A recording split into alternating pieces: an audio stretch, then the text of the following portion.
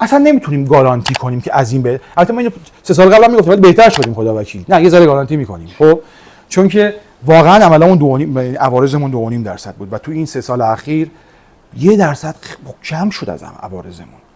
ولی دیگه از این کمتر خیلی خیلی سخته. ببین شما تا یه جایی سری میای پایین، ولی اگه جایی به بعد دیگه خیلی سخته. 10 سال یه بار ممکنه شما 0.1% بری جلو. خب نمیتونیم گارانتی کنیم این اتفاق نیفته. مال مریضای من بوده که اتفاق افتاده. خب ولی ما یه چیز دیگه رو میتونیم گارانتی کنیم که ما همیشه کنار شما هستیم. ما یه گروه واتساپ داریم که بچه‌ها خیلی زحمت میکشن تو اون گروه، هم همکارای جراح من خیلی زحمت میکشن، زهرا خیلی زحمت میکشه و نصف شب حواسش به شما هست. من خواهشی که دارم که تو این گروهی که 10 روز ما با شما هستیم چت نکنید با هم، بذارید اون هاتلاین بین ما و شما باشه که اگه یه وقت یه 2 صبح یه پیامی اومد ما بدونیم مهمه بریم گوشمون رو باز کنیم، نه اینکه مثلا حسنی تو خوبی، حسینی من مثلا الان اسهالم دستشویی‌ام، اینا رو هم نگید تو اون گروه. خب بذارید اگه کسی مشکل داره ما سریع بفهمیم، سریع بهش زنگ بزنیم. یه وقت این یکی از این مریضامون بود که خیلی هم بد سپاسگزار بود، پسرایی بود که شما از فرستادنش اینجا، بعد فرستادنش بیمارستان، بعد بستری 2 روز بعد از عمل بود، چه نمیدونم عملش چی بود، اخیراً هم بود که بعد مشکلی هم نبود، فکر می‌کردیم آمبولی کرده، خانم تو فرستادش مطب، بعد آمبولی هم نبود. پسری بود داره اسم انقدر حال کرد گفت شما یعنی ما ریختیم روش. مثل چیزا هستن نارنجک به خود انتحاریا. خب این یه چیزی تو گروه گذاشت، زهرا آوردش اینجا، داداش تحویل خانم تو اکوش کرد، گفت برو بخواب بیمارستان. آشلو شب به من زنگ زد ساعت 12:30 گفت این سیتی اون مریضه است که فرستادینش بیمارستان. چهارشنبه شبی بود. گفتم آشلو من مریض نفرستادم بیمارستان که. گفت شما دکتر سفری هستین؟ گفتم آره. گفت ها فکر کنم دارم به خانم تو اس ام اس میدم، شما اپل آیتون یکی برای شما هم میاد، من و خانومم. خب و گفتم آره با خانم تو داره هماهنگ کرد، من خبر نداشتم. 12:30 شب زنگ زدیم به مریض، سیتیشو نگاه کردیم، بررسی کردیم، یه سابقه هاشو پرسیدیم اینا. مریض فردا گفت شما چه اینقدر پیگیرید؟ من اینقدر خودم پیگیر نبودم. گفتم خب حالا خدا رو شکر برو خونه‌ت، مشکلی نیست. منظور این که تو واتساپ رو بذارین برای ما که به شما برسیم و بیشتر عوارضم تو همون اینجایی که گفتم تو همون 4-5-6 روز اول بعد از عمل ممکنه اتفاق بیفته. شما هفته اول رو به سلامتی طی بکنید 90-95% این عوارض دیگه احتمال وجودش نیست. به خاطر همینم مریضایی که از شهرستان میان ما بهشون میگیم یه هفته بمونید تهران بعد عمل. طرف میگه که من یه هفته تهرانم دیگه، الان 5 روز بودم، امروز عمل میکنم، فردا میرم خونه، میشه 7 روز دیگه. داش قبل عمل بشه درد من میخوره، بعد عمل دم دست من باشین. مریض ما از خوی اومده بود، خواست برگشت رفت آخرام هر چی بهش گفتیم. آخه من برم تو بدی خوی، من چطور به تو دسترسی پیدا کنم؟ اینجا باید باشی دیگه. خب بریم جلو. یه چند تا آمار هست خوبه که اینا رو بدونید. این آمار سال 2000 فکر کنم 13 یا 14 شدم 15 توی مجله معتبری چاپ شد از کلیولند کلینیک آمریکاست و آمار البته آمار نشنال آمریکاست، آمار ملی آمریکاست، آمار بیمه های آمریکاست و میزان عوارض رو نشون داره میده در عملهای جراحی مختلف در بیماران چاقی که دیابت هم داشتن. البته دیدن اگه مریض چاقی که دیابت دارد بالاخره نیاز یه روز پیدا می‌کنه به بایپاس عروق قلب، عمل CABG برود اتاق عمل انجام بده بیاد بیرون، 46% دچار چقدر رقم بالاست. یعنی 2 تا مریض چاق دیابتی برن اتاق عمل حتما یک کدومشون نمیتونه به سلامت بره خونش، میمونه بیمارستان، یا خدای نکرده اتفاق بدی میفته یا فعلا هست تو بیمارستان تا خوب بشه. رقم بالاست.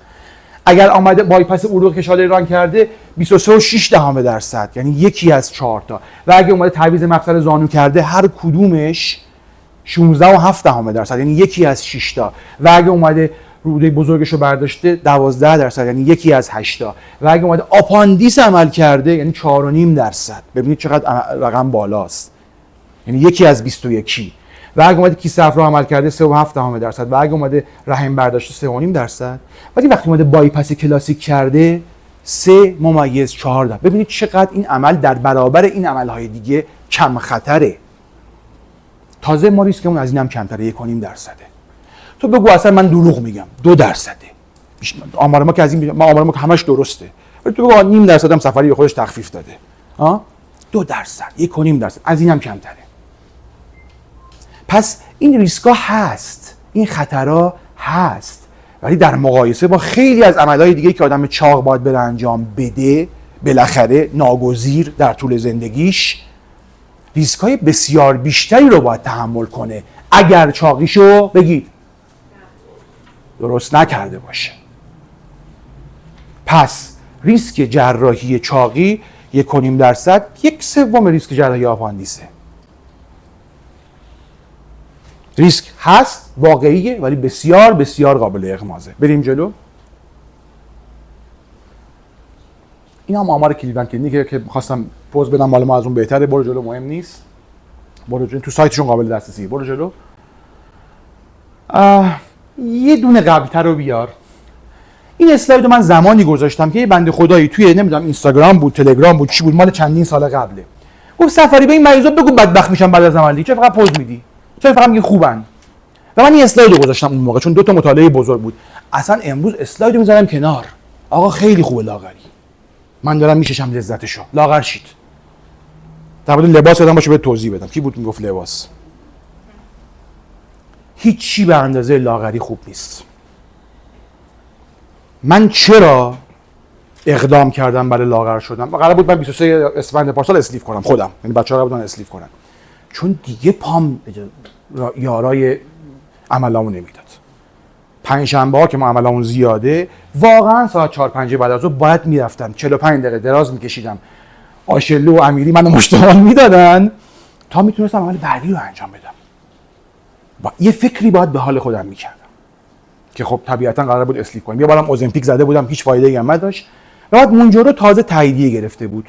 داروی مونجارو تنها دارویی که برای لاغری تاییدیه FDA آمریکا رو داره. و گفتیم حالا اینو میزنیم، شد نشد میریم اسلیف میکنیم و شد. و امروز اگر من زبانم لال دوباره چاق بشم چیکار کنم؟ حتما میکنم. من هرگز حاضر نیستم برگردم به اون چاقیم دیگه. هرگز. کی میگفت لباس؟ من 3X لارج و 2X لارج بودم. نخریدم. همینجوری وزن کم میکردم، نخریدم. خودم همینا رو میپوشی. یه چیزی دیشب تو یوتیوب دیدم رضا عطاران میگفت رضا عطاران حاضر شلوارش هم دراره که مردم بخندن. خب برام جالب بود چون واقعا میافتاد بعضی وقتا شلوارم ازم. یعنی تو خیابون بود میگرفتم خودمو. اون موقع که لاغر شده بودم. خب گفتم نه بکش. به خودم میگفتم. خب گفتم لازمه برات.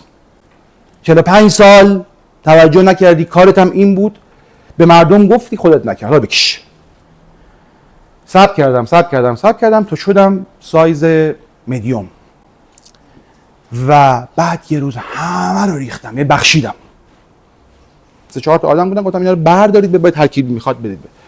تو اونا ببینید چقدر خوب بود، تو اونا حداقل 10 تا پیرم بود تا حالا باز نکرده بودم. 4-5 تا کچلوار تا حالا نپوشیده بودم. تو اون سایز کلی دلار و یورو تو جیب میباشو پیدا کردم. از اینکه میرفتیم سفارت خونه مثلا $10 $20 اضافه هاش، خب مجموعش شد $300. یادمون نبود. چرا؟ چون آدم چاق فکر میکنه ایراد از لباسه، نمیدونه ایراد از هیکل خودشه. منم همین بودم.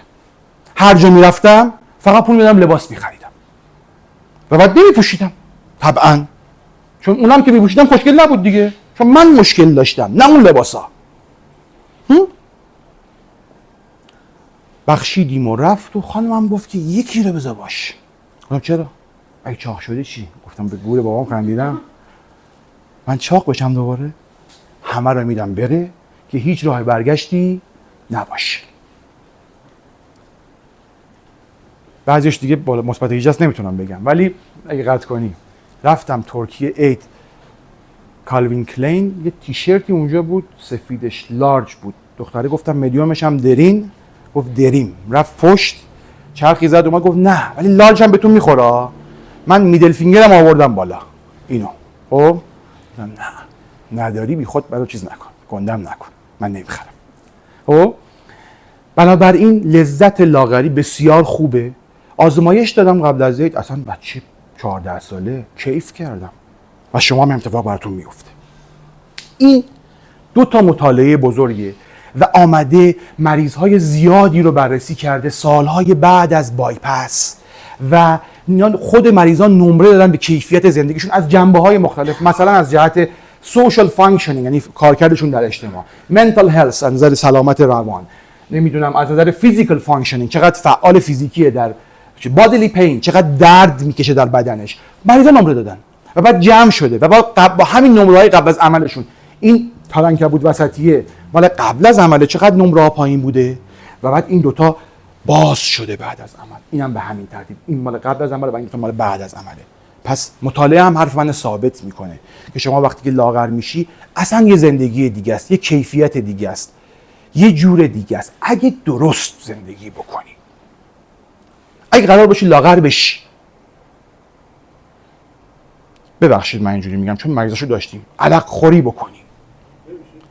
نه ببین من اینجا مریض داشتم که ما دوستمونم بود و هست، عملش هم کردیم، کلی هم لاغر شد، بعد 3 سال نمونه. چرا؟ من شبی 4 لیتر عرق میخورم. چرا وقتی کسی میاد برای سلامتی خودش این کار رو انجام میده چرا باید بره این کار خطا رو بکنه؟ سیگار فرت و فرت بکشی، نمیدونم قلیون فرت، اینا سبک زندگی غلط. اگر تو سبک زندگی درست رو همراه با عمل با هم انتخاب کردی، تو خوشبخت ترین آدم روی زمین خواهی بود. بریم جلو. آها این اسلیو ماست، این اسلیو ما نیست. بابا تو رو خدا گوله اینقدر این صفحه‌های مجازی و اینستاگرام ما پیروز داشتیم چیز می‌کردیم، گفتیم چت جی پی تی بهترین جراح چاقی ایران کیه؟ دو تا اسم اول خداشو خوب بود، دو تا خراج دو تا پازوکی. اینا استادای ما هن. خب از اسم سوم به بعد ما شاخ در آوردیم. بعد این پسر توپل به من میگه من دارم برای آیتی تو کار میکنم. تو چی کار میکنی برای من؟ اصلا من تو 20 تا اول نبودم. بعد نفر 8م رزیدنت ما بود که من با لگد میزنمش بیرون. نفر 17 هم من میدونم ماهی یه دونه اسلیب هم نمیکنه. من میدونم. فقط تکنولوژی پول دادن، تکنولوژی رو الکی بردن بالا. این میشه اسلیبش. ببین اینور چه جوریه. این آقا تو تلویزیون هم میاد. این آقا تو تلویزیون هم میاد حرف میزنه شبکه سلامت. ببین جویده. بعد این شکلیه. این که آورده بیرون این شکلیه، اونی هم که برای تو اسلیت توش کنه جا مونده هم این شکلیه. غذا نمیتونی بخوری که. 10 سال بعدم استفراغ میکنی. اینجا مریضای ما تقریبا 95% میان میگن آقا من تا حالا یک بارم استفراغ نکردم. مشکلی دارم؟ چرا بس بقیه استفراغ میکنن؟ استفراغ نباید بکنی که. یکی 2 روز اول تا یاد بگیری بله. بعدش نباید کسی استفراغ کنه اگر رعایت بکنه. اوکی؟ بریم جلو.